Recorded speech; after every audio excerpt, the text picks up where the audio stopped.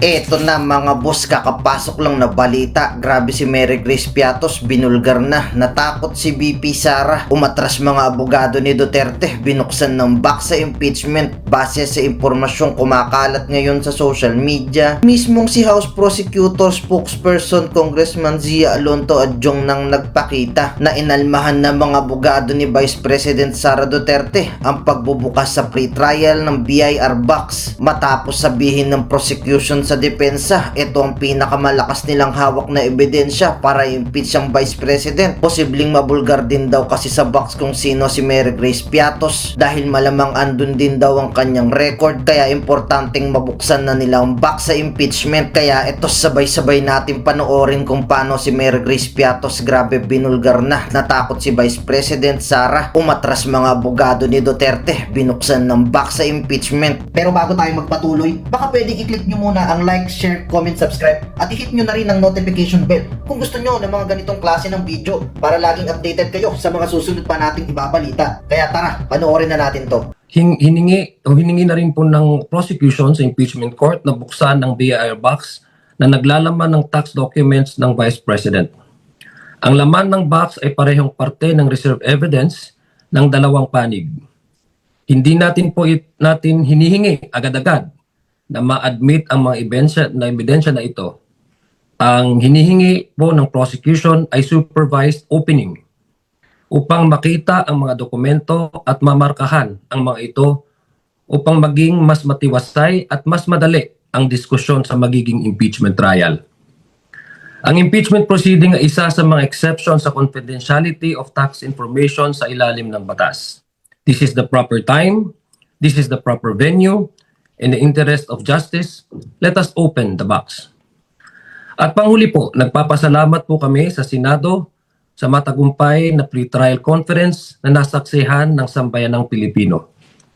Ang pagtatapos po ng pre-trial conference ay isang malaking hudyat na wala pong maaaring hadlang sa pag-uumpisa ng actual impeachment trial sa nalalapit na July 6 na naayon sa ating saligang batas.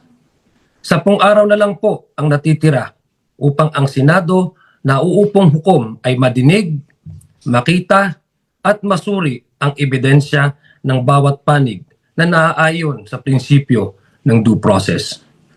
Ang taong bayan po ay nakikinig, nagbabantay at nagmamatsyag. Deserve nila ang katotohanan at pawang katotohanan lamang. At yan po ang panata ng prosecution team. Ang ilatag ang katotohanan at pawang katotohanan lamang sa sambayan ng Pilipino sa nalalapit na paglilitis kay Vice President Sara Duterte. Actually, yung sa BIR box na po yan, very important po yan doon sa unexplained wealth, no? This is the only way we can actually explain kung tama ba po yung naka-reflect sa SALN na declared asset, declared liability at saka yung legal lawful income na tinatanggap na ating Vice Presidente. So inyong pong pagmamarka sa pagkakaalam ko po, and Attorney J. Talosa can correct me if I'm wrong, it's not the stage of admissibility ng evidence. Para lang po mapresenta at masimplify kung ano yung ipipresenta ng mga possible na mga ebidensya. Hindi ang korte po ang may kapangyarihan para i-admit ito. So from the very start na ayaw nila, it only speaks to us one thing, no? Na parang takot sila mabuksan itong box na ito. No? Baka ito yata yung smoking gun. In fact, hindi lang ata ito smoking gun. Para mukhang armory na itong box na ito, no? So, it only speaks about their unwillingness to face the charges head-on. Kung may tamang proseso naman po na nilatag para maipresenta ng prosecution ang kanilang mga ebidensya na ayon naman sa rules ng Senate ay hindi naman to itong punto ng pag-admit ng evidence but merely to mark the potential evidence that the prosecution would present, and then that stage alone, that early stage alone, i-object nila vehemently. Isa lang ang nasa utak ng ating taong bayan, sa isipan ng ating taong bayan. Natakot sila doon sa pagbubukas ng box na ito na galing sa BIR. Takot sila at wala silang maipaliwanag doon sa unexplained wealth na artikulo na charge under the articles of impeachment.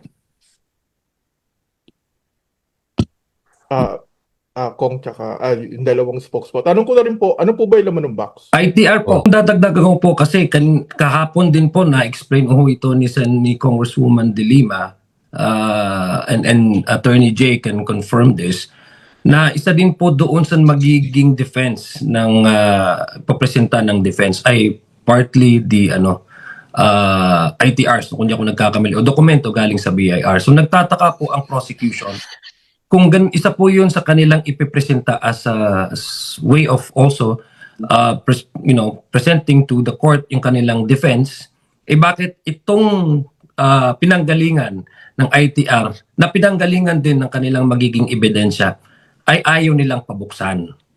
So instead of clarifying to the court and to the public minds na handa sila sumagot sa lahat ng paratang sa Vice Presidente, mukhang half-baked ang gusto nilang pag-uusap ng sa impeachment court.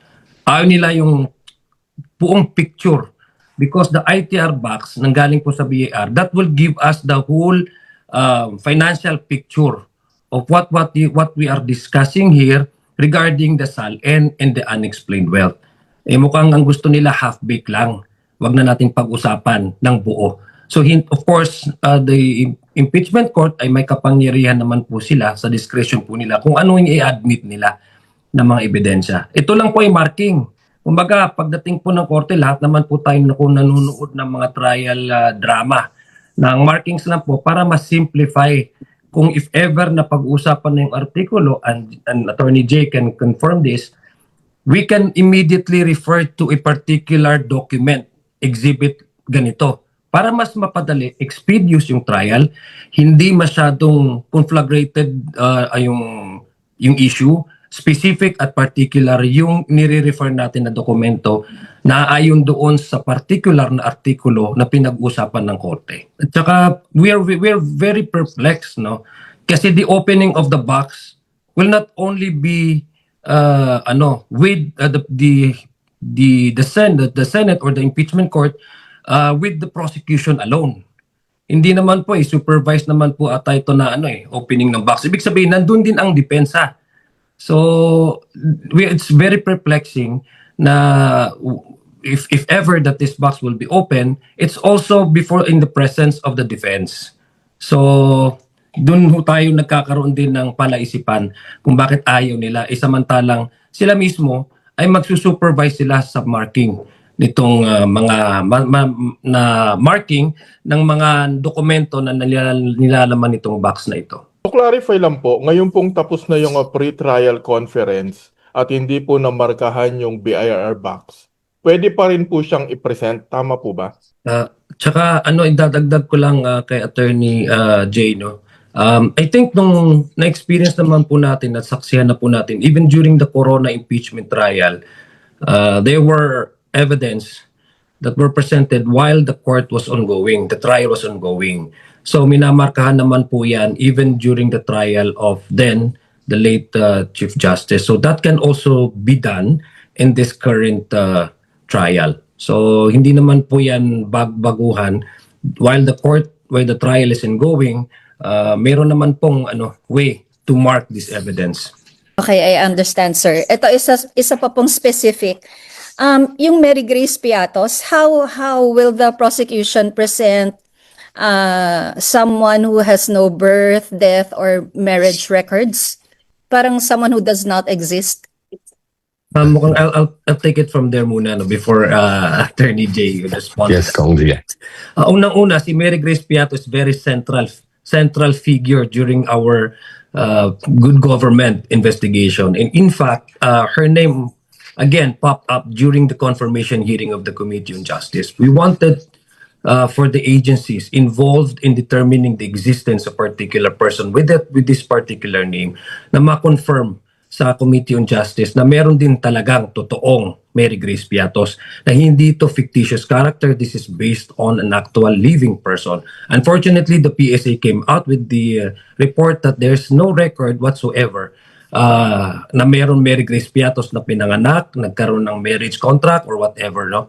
So in the matter of presentation of the articles of impeachment, ang sinasabi po natin, katotohanan at pawang katotohanan lamang ang ilalatag natin sa Senado at sa sambayan ng Pilipino. Our contention is that, and confirmed by the PSA, that Mary Grace Piatos does not exist and has no record. And therefore, the logical conclusion that we can derive is that the acknowledgement receipt, it would be better, lahat ho tayo excited, makilala si Mary Grace Piatos.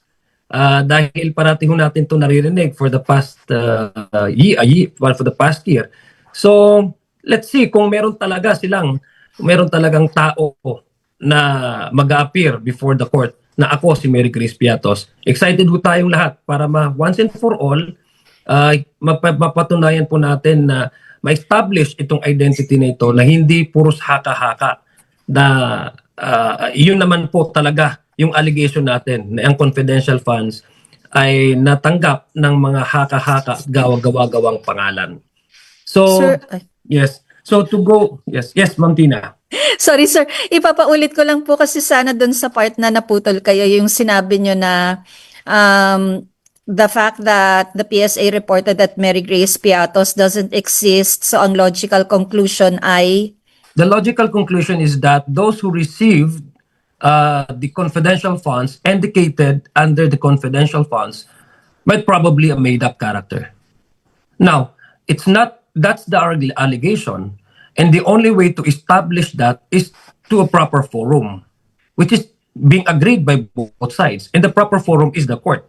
Let the court find out who really is Mary Grace Piatos.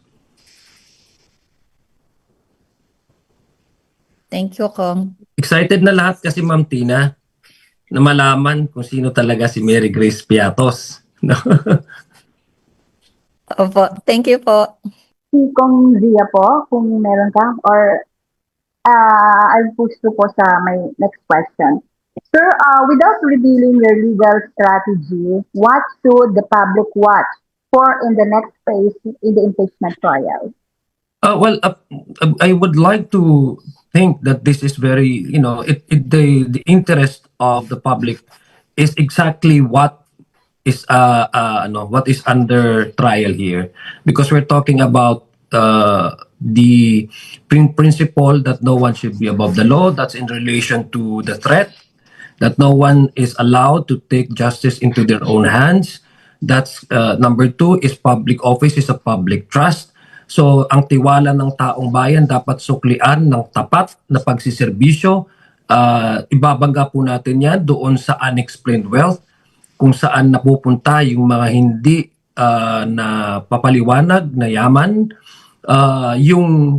the way by which an public officer, especially if it's an elected, the trust that has given to her or to him, no, insofar as improving the programs under her department, kung tama ba na ayon din sa mga memorandum, circular ng mga ahensya na binigyang kapangyarihan ng saligang batas para himayin ang panggastos ng taong bayan dahil pera yan ng taong bayan. Ibabangga po natin sa confidential funds yan kasi very clear po ang sinabi ng COA, kailangan ibalik na yan dahil hindi tama at mali ang paggasta ng perang taong bayan sa confidential funds. So ultimately, all in all, this is for the interest of the public dahil pera nila ang pinag-uusapan nila at dapat lang na malaman nila kung saan napunta ang kanilang pera. Hi po, good morning po, Kong Si and Tony Tolosa. Morning po. First off, yun nga po, yung kay Mary Grace Piatos nga po, again, ito sinasabi po ng iba, confidential nga po to. I mean, maybe alias nga po siya, baka isa po siyang informant. Hindi po ba maka-danger po sa taong pangalan ay Mary Grace Piatos sa lumabas po siya kasi yun nga po, I mean, baka nga po lumabas siya, bigla na lang po siyang patayin ng mga nagturo sa kanya. Hindi po ba naka-dangerous po yun na ilalabas po si Mary Grace Piatos out in the open and baka siya naman po yung maging target ng mga pinuro niya? In the interest of transparency and accountability, it will not be a danger to this government to strengthen that. No? Ang ginagawa po natin is to strengthen yung transparency and accountability of public officials. And that will not endanger anybody. No? Number two, if you're talking about personal security of these perceived to be recipients of the confidential funds, let's go back to the good government hearing. It was the AFP who said and denied that there was indeed distribution of confidential funds that the AFP actually involved in. Sinabi ho nila, and they deny that there's no such program that we have actually implemented in partnership of the Office of the Vice President insofar as these particular confidential funds were used. So thirdly, yes, assuming, for example, and I'm not confirming the fact that this is true, but assuming without conceding that these are all code names. Hindi mo po pwedeng i-code name lang kay COA. Kasi doon po sa joint circular, even if code name yan for the purpose of security of either purchase of information or reward, kailangan at may naka-attach na envelope dyan na si Batman, ang tunay niyang pangalan ay ito. For the purpose of auditing the funds that have been used for the purchase of information or reward to an informant. So kaya nga sinabi po ni COA na teka lang, hindi lang puros acknowledgement receipt kayo. In fact, very clear po sa joint circular na bago yung acknowledgement receipt, halimbawa lang, ay dapat may nakalakip dyan na attachment na nakasobre na yung custody ng sobre na yan dapat classified at diretso binibigay yan sa ICFAO. So in the interest of public in the interest of yung publiko, I don't see any reason why this will strengthen the democratic processes na ini-establish po ng ating proseso, no? Kasi ang sinasabi po natin dito ay ang pagpapalakas sa gobyerno ay isa po sa mga prinsipyo ng transparency at accountability ng isang opisyal. Attorney, may dadagdag po kayo? No, I think that was properly addressed already by Kongzi. Yeah. Ano lang, if ever man kunyari, lumapit po sa inyo yung nagkilalang Mary Grace Piatos and sinabi niya, katatakot po ako, I'm threatened po for my life, would you give that person security? Kong, Adjong? Red, aren't you Red, as a taxpayer, I'll ask you this, not just na journalist, as a taxpayer, aren't you also intrigued kung sino si Mary Grace Piatos? Ayaw mo ba siyang malaman? Well, Hindi mo ba ayaw mo siyang makilala? No? Gusto natin kasi ma-establish yung kanyang identity na ito lang sa paraan na naayon sa saligang batas at sa due process. No? So, sa amin lang pong palagay, kung kami pong tatanungin nyo, wala ho talagang Mary Grace Piatos. Yun naman po yung allegation natin, wala hong Mary Grace Piatos. Now, if they can provide, I think the defense is in best position to provide that person with that kind of name. No? Para once and for all, itong allegation na itong pangalan na Mary Grace Piatos ay sa aming palagay sa prosecution panel ay gawa-gawa lamang, haka-haka. The only way for us to establish whether this person really do exist, despite the fact that the PSA also came out with a report that there's no such person with that name existing, is the court. I think all of us, no, even you, Red, I don't know how you would approach this, but even you deserve to know who is Mary Grace Piatos because you've been paying your taxes. And the confidential funds is actually the tax na binabayaran ng ating taong bayan. Okay, noted po yun. Nasa lang po, doon sa sheriff na ipapatawag po as witness po. I mean, of course, the incident happened in 2011. Hindi po ba parang medyo ano na po to, far-reaching na po to na why would the prosecution invite the sheriff na sinapak ni Vice President Sara Duterte? Ano po ba maging may iaambag niya sa sa sa case ng Vice President? I mean, do you intend to present the witness as a character witness? Without going too much, into the strategy, into the merits, and to the weight of the evidence, but let me clarify that under the rules, it is allowed to present evidence to establish behavioral pattern, to establish propensity of a person to resort to violence, for example. So these are all allowed under the rules. But I'm sure you would understand why at this point we can't disclose the particular reasons why we will be presenting this witness. Okay Red, po, thank you po. actions, magdadagdag ko lang, Red, actions and words, yung sabi ni Attorney Jay, actions and words are very apparent insofar as the Vice President is concerned. When she's angry, she gets too volatile. Nakita natin not only the way by which she threatened the sitting president and the First Lady and the former Speaker, but the way that she acted on certain issues that she thinks undermines her authority ay doon po sa issue nung sa sheriff na yon, nakita natin na sinuntok niya. It also speaks about It also speaks about the attitude that she is yung impunity, the culture of impunity that we would try to address. And hindi dapat mangyari na ang bawat halal na opisyal ay dahil may certain privilege or may certain authority binigay sa iyo, ay po pwede mo nang umaksyon sa bagay na hindi naayon sa ayon sa inyong tanggapan. So we actually see the attitude that kumbaga yung culture, yung impunity, yung I am beyond reproach, I am beyond the law. Ibabangga po natin yung sa prinsipyo na no one should be above the law. No one should have the right to take justice into their own hands. At nakikita naman po natin by the way she skips invitation, harapin yung mga pandinig sa Kongreso, at may pattern talaga yung action niya na parang attitude is impunity, and she should not be subject to legal policies or regulation na naayon sa opisinang kanyang nire-representa.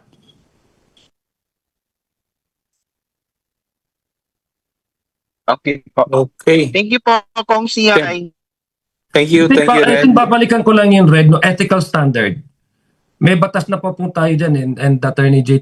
Tolosa can actually expound on this. Meron talaga tayong expected na ethical standard sa lahat ng government employees. At the very least, kung may violation doon, that's already a betrayal of public trust. Dahil hinalal ka dyan ng tiwala ng taong bayan na hindi mo lang pagsisirbisyuhan ang taong bayang tapat, pero you also resemble the office, the standard by which you are expected to do so. Thank you. Bernard Taguinod from Abante. Bernard? Yes, sir. Excited ako makilala si Mary Grace Piatas. Anyway, tanong ko sa inyong dalawa, paano pag hindi dumating yung mga hostile witness tulad nila Zolaika Lopez, yung mga colonels, anong parusa sa kanila? Well, that's up to the impeachment court. No, of course, the impeachment court has the power to enforce its compulsory processes, such as subpoenas. So it's up for the impeachment court if it will compel its attendance. But in that case, even if they will not be presented, we'll still have other evidence to prove the articles of impeachment.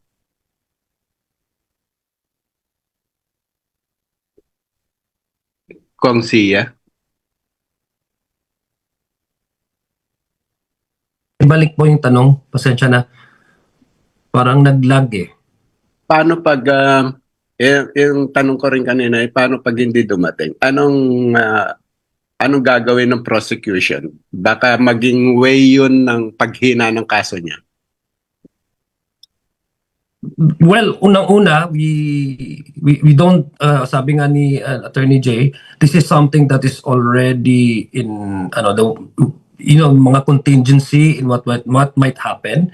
These are part of the discussion in the realm of possibility, which I believe the House prosecution team would be conscious about, and the House prosecution team will respond to the actual occurrences during the trial. So let's see kung ano pong mangyayari sa actual na trial na yan. But definitely, the House prosecution team, sinasabi po natin, ready naman po tayo sa ating mga ebidensya, ang pagpapresenta po ng mga testimony ng mga witnesses. That would also include the possible occurrences or events that might happen during the actual trial. So this is part of the possibility in contingency plan. Ready na po ang House prosecution team to deal with whatever eventualities that might happen in the actual trial. Follow up lang, yung meron bang power ang impeachment court to contempt kung hindi Yes. darating sa mga to? Yes. Otherwise, no, the power to issue subpoena will have no teeth, will have no meaning. So yes, the impeachment court has the power to compel people to attend them and to cite them in contempt if they continue to refuse to heed such directive. So pwede silang kakalad ka rin. Aarestuhin and kalad ka rin doon sa impeachment court. Sana hindi umabot doon sa kaladkaran. Tama. Yes, sir? Pwede silang Pwede hong i-compel na mag-attend sila, no? Otherwise, magiging walang visa ang power to issue subpoena. Actually, yun po yung purpose ng subpoena yun eh. Yung just to explain it to more layman term, no. Yun po yung hindi naman kaladkarin, no. Yung kinakailangan na makapunta sila doon sa korte. I think that's the very purpose of a subpoena, no. one more thing, balik tayo kay Mary Grace Piano. So, inilista niyo siya as a witness. Ano yun? Yung sumulat ng Mary Grace Piatos siya yun? Or... before kay Attorney Jay, yon yung pinipresenta nila na itong pumirma na ito na si Mary Grace Piatos, sabihin pa natin na codename ito, siya mismo din yung pumirma nung acknowledgement receipt na yon. So dalawa po yon, pangalan at pirma at petsa at lugar, no? So ang sinabi po ng NBI, kung babalikan po natin yung confirmation hearings, nagkaroon po kasi ng sampling ng mga acknowledgement receipts. So, tinest po ito ng forensic experts yung specimen signatures doon sa acknowledgement receipts. And they derived into a conclusion na mukhang ang pumirma nitong mga acknowledgement receipts ay iisang tao. So, andun yung issue ng tunay ba si Mary Grace Piatos? Pangalawa, kung tunay ba siya ba talaga yung pumirma ng acknowledgement na yan? Pangatlo, yung halimbawa lang, kasi dudugtong ko na, hindi lang actually si Mary Grace Piatos. Si Mary Grace Piatos ay lead actress. May lead actor din, si Kokoy Villamin. Si Kokoy Villamin, sa confidential funds, ay nakatanggap po siya na acknowledgement receipt sa opisina ng Vice President, pati na rin sa Department of Education. Nakita po natin si Kokoy Villamin ay tumanggap ng acknowledgement receipts, pero yung kanyang pirma ay magkaiba. Pareho po yung petsa at yung pangalan, pero magkaiba yung kanyang pirma. Ang tanong, may tunay ba yung Kokoy Villamin? Kung tunay ba, nakatanggap pa siya ng confidential funds sa magkaibang lugar? Pangatlong tanong ay, sa kanya ba itong mga pirma na ito? Bakit hindi magkatugma yung pirma niya doon sa confidential funds na tinanggap niya di umano sa opisina ng Vice President at yung tinanggap niyang confidential funds doon sa opisina ng Department of Education. So kilala nyo na sila, kilala nyo na yung mga nagsulat, mga gumawa ng acknowledgement receipt. Yung kilala po namin sila as far as yung pangalan nila na nakasulat sa confidential funds.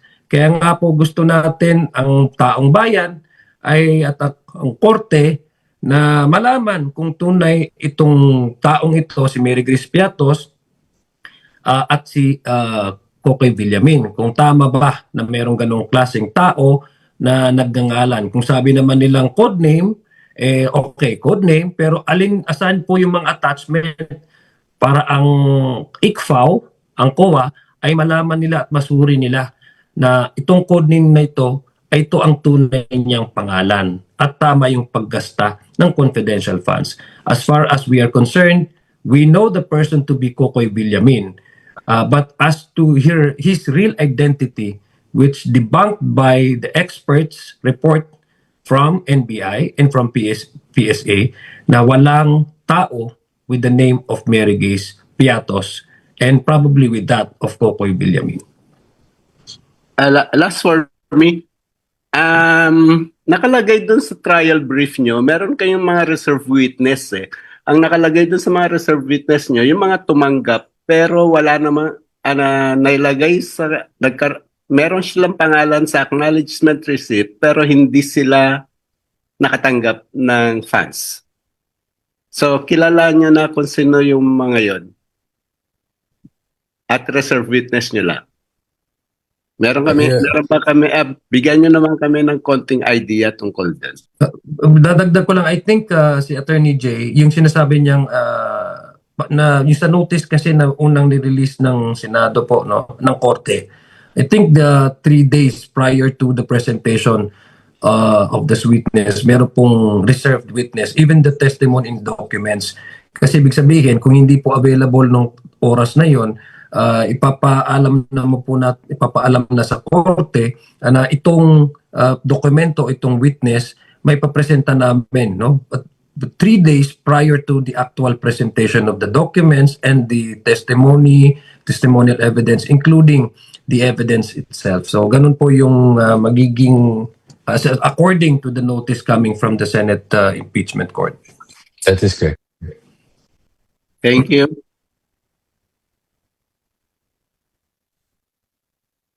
Thank you, Bernard. We will now call on Rosalie Cas from UNTV. Rose, you're recognized. Hello po. Good morning po, everyone. UNTV Good po, morning. Rosa Licos. Opo. Una pong article na isasalang po ng prosecution pag nag-umpisa na po yung paglilitis, yun pong grave threats and inciting to sedition. And according po sa inyo pong pre-trial brief, nandito po yung Philippine National Police Firearms and Explosive Office representatives sa hanay po ng witnesses po na ipepresent. Gaano po ka-crucial yung kanila pong testimony?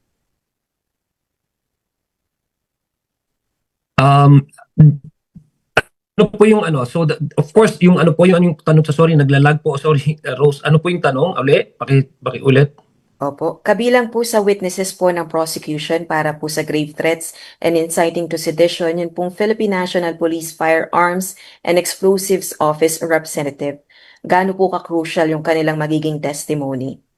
Rose, dadagdag ko, no? You're asking about the star witness. The star witness is ang sambayan ng Pilipino. We all heard the Vice President made these threats. We all watched how the Vice President was really angry when she was uttering these threats for all of us to see. So we are all witness to this.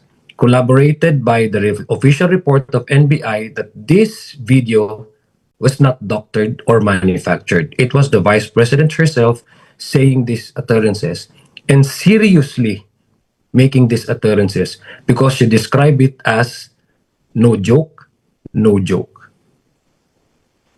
All right, thank you po. Sir, regarding naman po dito sa reserve witness niyo pa rin po sa grave threats and inciting to sedition, you're seeking or you're planning to present a family or family member of a victim of threats. So are you eyeing to present a relative or family member of the president, the first lady, or the former House Speaker? Yeah, I hope you understand again that we can't disclose that information at this point. So let's wait for the trial for that to unfold.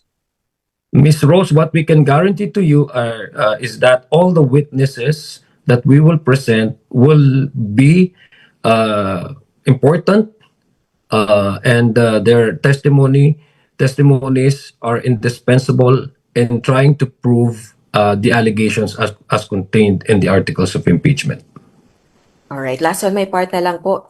Following po ng conclusion ng pre-trial conference and we're waiting for the pre-trial brief po ng Senate Impeachment Court, meron na po ba kayong anticipated na magiging takbo ng trial given that during the pre-trial conference, the defense panel objected the opening of the sealed BIR box. They objected it to be marked. Yes. Thank you, I thank you. Attorney Jay? No, I am hearing someone else talking. Hello? Can you repeat the question? Yes po, sorry. Following po ng conclusion ng pre-trial conference for the impeachment trial, more or less meron na po ba kayong anticipated na magiging takbo ng trial pag nag-umpisa na po sa July 6, especially that the defense panel have objected to mark the BIR box or open the sealed box. They also did not agree with common marking and will block the presentation of evidence na related ng hindi pa po Vice President si VP Duterte. Thank you, Rose. Next is Marian Enriquez from TN. Good morning po, Morning. sir. Or, Regarding lang po doon sa grave threats, sundutin ko lang po ulit yun sa tanong ni Ate Rose. You also listed po as witnesses dito po sa article na to, some journalists and a psychiatrist. Kindly elaborate lang po yung kanilang significance dito, kanilang testimonya po sa trial. Dadagdagan ko lang, I think it's also a way to strengthen what the NBI, according to their investigation, has reported that this is not a doctored video, it is not a manufactured video. So having those present during the press briefing or the Zoom meeting or whatever you can call it, the Vice President made these utterances. Those real persons, journalists, can in fact be important, their testimony, in also strengthening the report of the NBI that this is not doctored or manufactured. Thank you po. Regarding naman po doon sa article ng unexplained wealth, I just noticed po, hindi po kasama doon sa listahan po ng inyong mga testigo, si Attorney Man Scarpio, yung asawa po ni VP Sara. Hindi po ba importante rin na makuha yung kanyang testimonya? Yes, Marian, you want me to comment? Do you think hindi kailangan din ba or okay na yun? Well, I personally trust and confident with how the House prosecution would be able to present the articles of impeachment. And I believe in the judgment of the House prosecution team kung sino po ang nakalagay dyan ng mga witnesses, ano po yung nakalagay dyan ng mga testimonial evidence, material evidence, ay naayon sa pagpapresenta ng case sa korte na hindi lang ma-prove na tama yung allegation pero magiging mas madali intindihin ng ating taong bayan. So whoever is listed there as the witness of the prosecution, I'm confident that they can actually deliver to the court what really are the evidence and that would be corroborated by witnesses for not only for the Senate to arrive into sound judgment, but for the clarity of the Filipino people.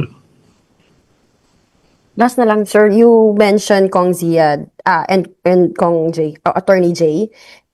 Yung defense po, regarding dun sa BIR box, they do not have the right to object to it. Even yung marking po nung box na in-object nila, no?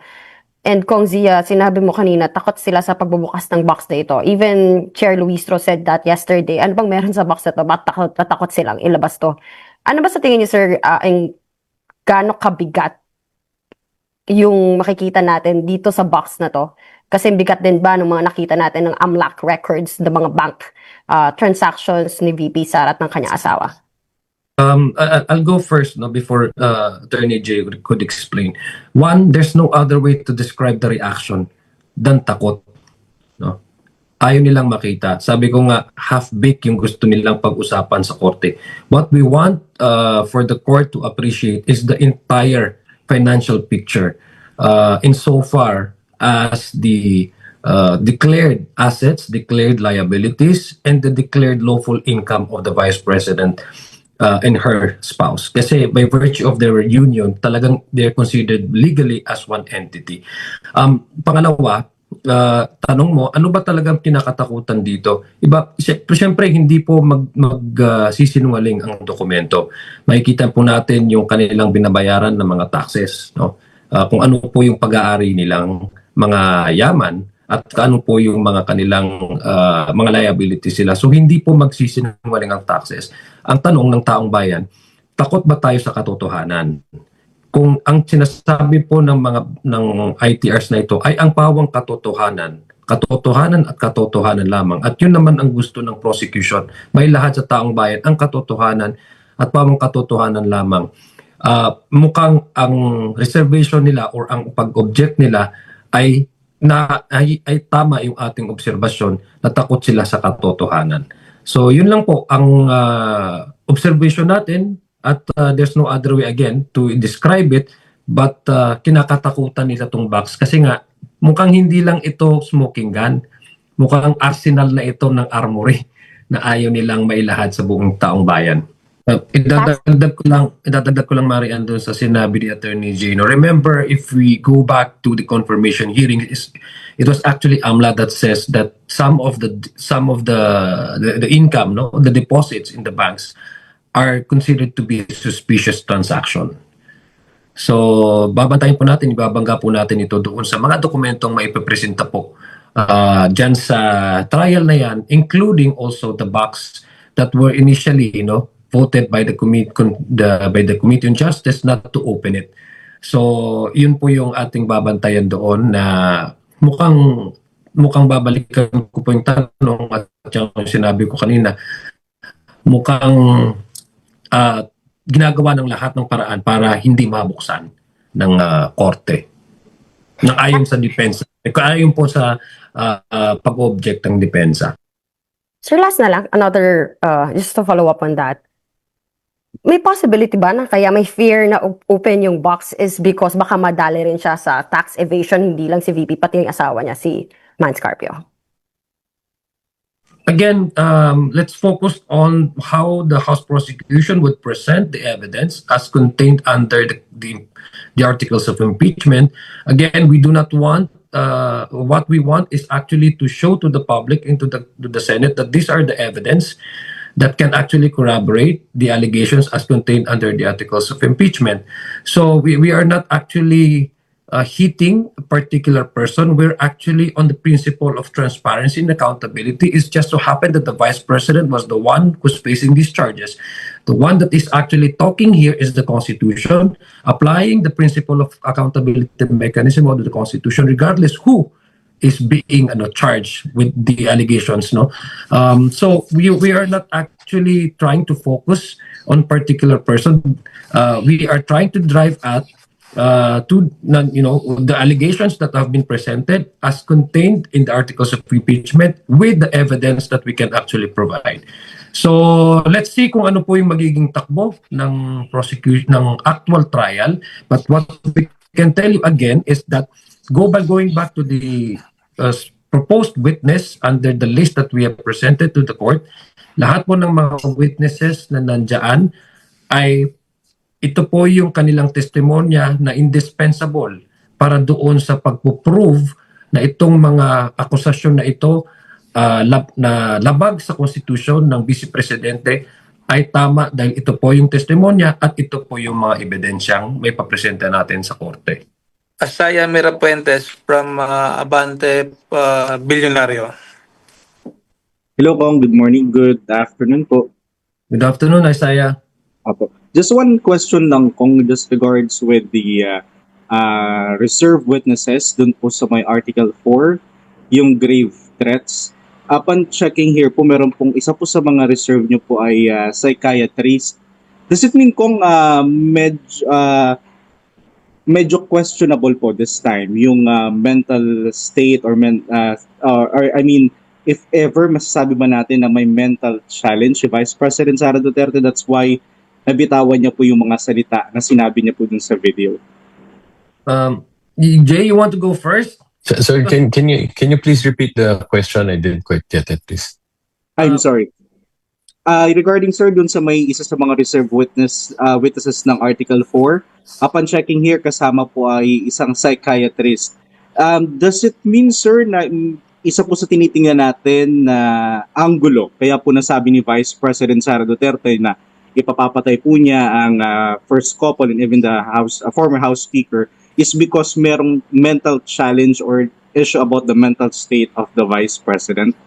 Just to add to that explanation ni Attorney Jay, the psychiatrist would be objective in trying to respond to the question of either the defense and the prosecution. We can establish an expert analysis as to the seriousness, to establish nga, sabi nga ni Attorney Jay, the seriousness. Nobody can actually be able to establish seriousness of these threats, other than, I guess, someone who has the expertise to objectively assess the occurrences. Kung ibang malalagay dyan, alam natin baka maging partisan. Ito ang magiging possible na kanyang magiging testimonya ay doon lang sa sinasabi ni Attorney Jay na serious ba itong allegation na ito? I mean, itong utterances na ito. So it's an expert view on an assessment on whether these threats are made with seriousness. So I think the expert analysis, someone who is objective and non-partisan, is the right witness to establish to the court that yes, indeed, these allegations and these threats are made with seriousness. Kung habol ko na rin, if ever I'm just curious, sabihin ng psychiatrist na merong mental issue, mental challenge itong si VP Sara, ano pong possible na mangyari doon sa magiging resulta ng impeachment? I'll take this one, Jay. I'll take this one. First, we don't preempt again. We will not predict what would be the exchanges, the questions of the House prosecution panel, and also the cross examination of the defense in the event that the psychiatrist will be presented before the court.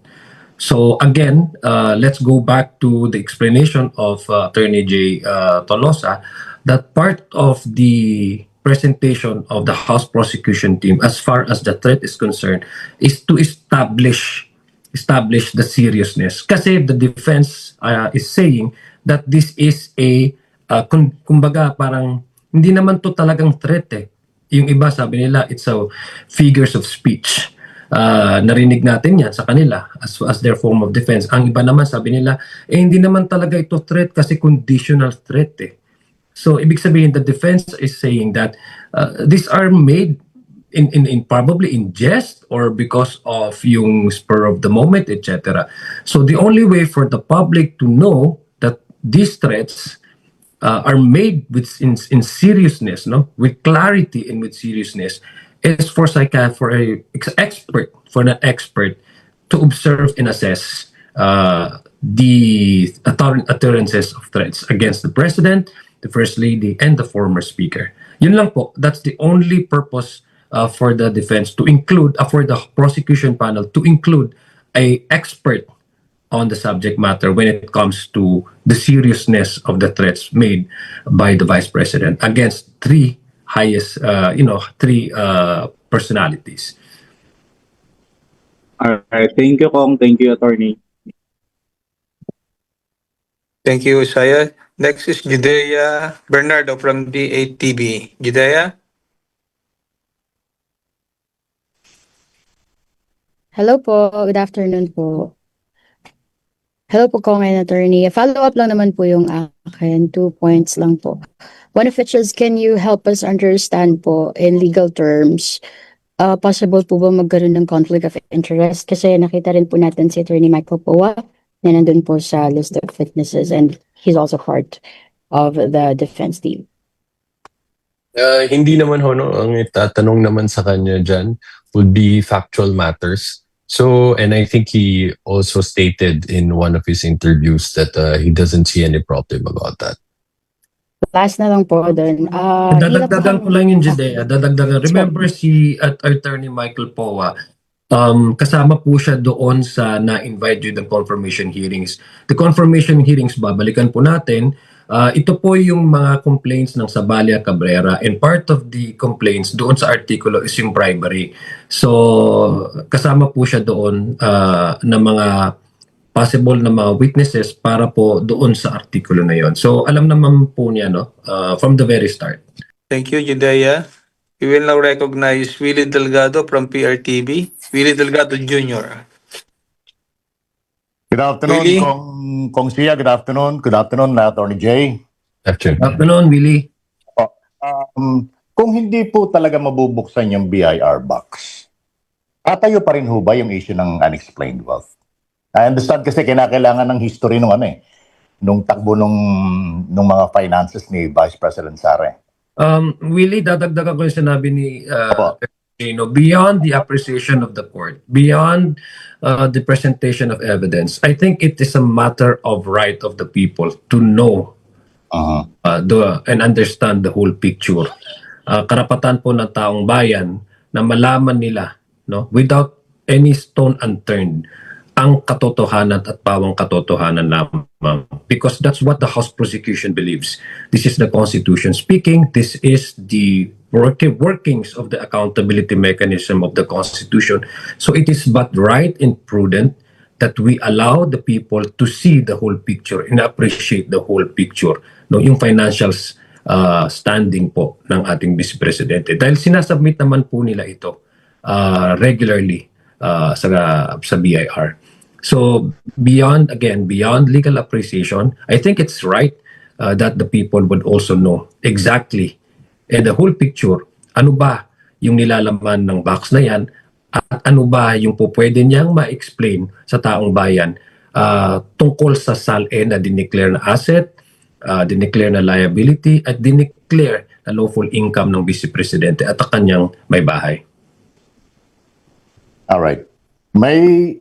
May nakikita ba kayong malaking kahinaan ng kaso na against BP na inaasahan yung maaaring puntiryahin ng depensa? Well, really very clear naman the purpose of the purpose of the defense is to defend the respondent. So we anticipate and we continuously anticipate that any evidence that the House prosecution will provide to the court will be contested by the defense. But it's ang katotohanan, maski ang gaano mo pa yan takpan, ay on its own, it will stand on its own. Truth will always prevail, no matter the trappings and the lies that you want to cover it.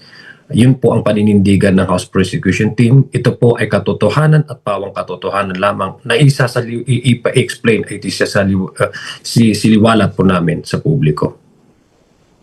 Alright. Kaya Attorney Jay, medyo nabitin tayo nung interview ko makalawa sa ATM, Attorney Jay. Medyo kinapos kasi tayo ng oras. Yung naging tanong ko noon, yung anong pagkakaiba ng impeachment ngayon versus sa impeachment ni President Erap before, na pwede yung presentation ng surprise witness gaya nitong sino ba yung bank executive, si Clarissa Ocampo. Understand ko kung wala po yatang ganun ngayon. Paano po yun? Okay. Kong Sia, Yes, sir. paano babalansehin yung mga legal issues versus sa mga matitinding public opinion ng public? Kasi sa pinaka-latest survey, 19% lang, di ba? Yun na pag-usapan natin. 19% lang ng mga Pilipino believe na yung yung boto o yung botohan sa Senado hindi mukhang malayo magbase sa sa evidence-based yung kanilang magiging boto. Well, unang-una, itong mga surveys na ito, kaya parati ho natin sinasabi, let's proceed with the trial, let's give clarity to the people, and let's end this process kasi naumpisa na po yan. I think the more na nadidelay po yung proseso, talagang nagkakaroon po ng individual na opinion. What is important, opinion ng ating taong bayan. What is important is the people is now engaged. They want to proceed with the trial. They want to see the evidence that will be presented by both sides. And I think it's not only that they want to witness, but it is also their right to see and open up all these allegations in an actual trial. So ang para sa akin, how do we balance it? Let's proceed with the actual trial. Dahil habang wala pa pong trial, talagang hindi mo maiiwasan ang ating taong bayan. Magkakaroon ng haka-haka. Kaya nga po in-establish natin itong proseso na ito para yung haka-haka ay mapunta sa actual na pangyayari. Alright, one last point. I understand may kanya-kanya na pong assigned article yung mga House prosecutors. Ganon din ho ba? May kanya-kanya na ring assignment na ibinigay sa mga private prosecutors, attorney? Pagbabalik po si Red Mendoza para sa ating last question. Red Mendoza from Manila Times. Ay po, Kong. Sorry, follow up lang. Kasi nasabi niyo po doon sa trial brief na po na you're going to invite the journalists who were at the press conference of the Vice President nung in-utter niyo yung mga words na yon. Now, hindi po ba medyo yun, would it create consternation among the media outfits na iimbitahan yung mga journalists, they're just doing their jobs as reporters? Are they, will they be mandated to attend doon to be witnesses at the hearing po ba? Or would they be allowed na umayaw sila doon sa hearing po or doon sa trial? Attorney Jay, this is an opinion that I think Red would like to solicit from us. No, let me go. So, all right. The media, or if ever there's going to be a witness, no, na nandoon during the press briefing, they will not be tested as to the profession by which they are actually conducting interviews. They will be asked to verify whether that video is doctored or not. So their presence alone would prove that the video is not doctored, which also confirmed by the report of the NBI. Okay, yun lang po. Thank you. And Red, just to give you para kasi importante yung mga tanong mo para sa akin Just to give you this can be within the realm of possibility. Hindi ibig sabihin na nandiyan nakalista yung witness ay automatic kailangan cast on stone, dapat matawag siya. So depending on how the actual trial would go. Thank you.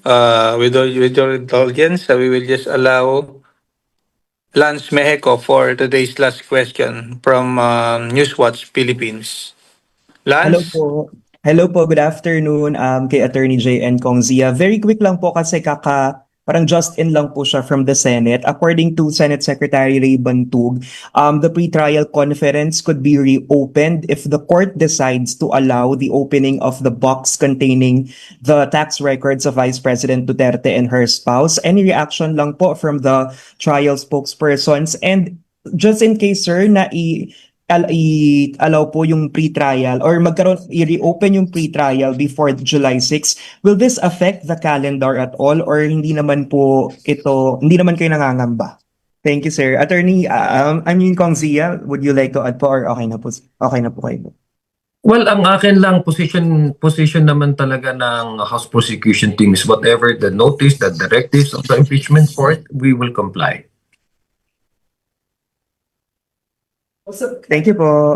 Sa amin po, para sa akin, gusto na po natin hikayatin ang ating taong bayan na makilahok at manood at subaybayan po ang itong nararating na impeachment trial na to sa June 6. 10 araw na po 10 araw na lang po ang natitirang araw para makita po ng taong bayan na kung ano po yung magpag-uusapan dyan ay unang-una, ito po yung sinasabi nating pananagutan ayon sa ating saligang batas.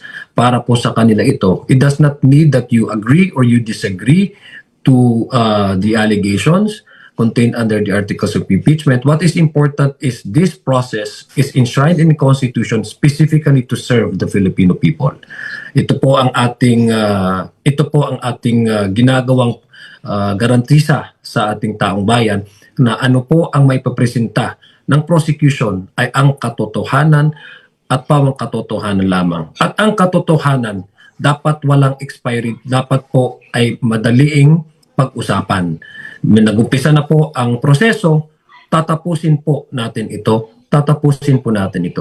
So again, nagpapasalamat po tayo sa Senado sa matiwasay at maayos na pre-trial conference. Nagpapasalamat din po tayo sa ating mga partners at mga kaibigan sa media dahil natutulungan po nila ang Senado para ipakita or i-report ang mga aktual na pangyayari sa pre-trial conference sa publiko. Tayo po ay nagpapasalamat sa buong sambayan ng Pilipino dahil pinakita po nila, according to the survey, na gusto na po nilang tapusin itong proseso na ito. What we can assure you is that the House Prosecution Team will be there to deliver to you the truth and nothing but the truth at the finish line. Maraming salamat po. Ngayon kayo bilang Pilipino, ano ang masasabi nyo at reaksyon sa balitang ito? Mag-iwan kayo ng komento sa ibaba at atin niyang babasahin isa-isa.